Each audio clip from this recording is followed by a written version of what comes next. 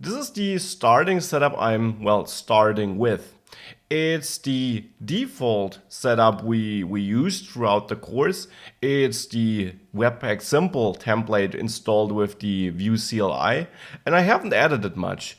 The app.vue file is pretty empty, only added this container div here with the bootstrap container class, which I, as always, also added here as an import in my index.html file.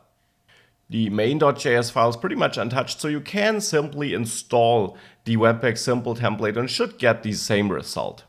Now, one thing we can do right away is, since we're going to use Vuex, we want to install this stage 2 preset, which gives us access to the spread operator. We're going to use that later on, so let's install it right away. With npm install -- save dev, as it's a development only dependency, we can install Babel preset stage 2. And this will download it. And once it is downloaded, we can go to the Babel RC file and simply add it here to our presets.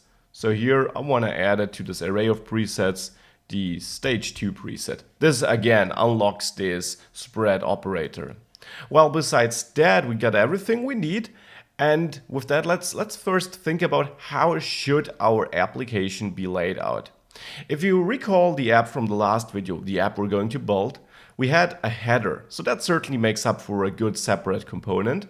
And then we had basically 3 routes. We had this home page where we had the please go somewhere, you have so much funds text. Then we had the stocks page where we could buy stocks. And then we had the portfolio page where we could look at our stocks and sell them, of course. So these were the 3 pages we had plus the header. Sounds like we at least need these 4 components. Now for the individual stocks on the stocks and on the portfolio page, we're probably also needing some extra components, or at least it makes sense to create them. You want to choose your components to be granular enough, but you also don't want to make every button its own component. So kind of find the right balance there. So this would be the layout I have in mind. And with that, I'd say, why don't we get started in the next video with setting up all these main components we can think of right now, and then setting up the routing so that we can at least switch between them, and then we go from there. Sounds like a plan? Let's start with that.